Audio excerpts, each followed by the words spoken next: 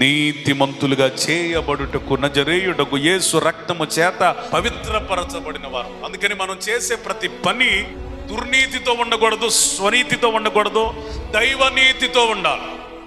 ఒక మాట చెబుతున్నా, పరిచర్య చేసే నేనైనా విశ్వాసులైన మీరైనా కుయుక్తితో చేసినంత కాలం బాగుపడరు. ఎవరు తెలివి ఉండాలా, అది కూడా దైవ సంబంధమైన జ్ఞానమై ఉండాలా. హల్లెలూయా. యుక్తి ఉండాలి కానీ కుయుక్తి ఉండకూడదు, నీతి ఉండాలి కానీ దుర్నీతి ఉండకూడదు.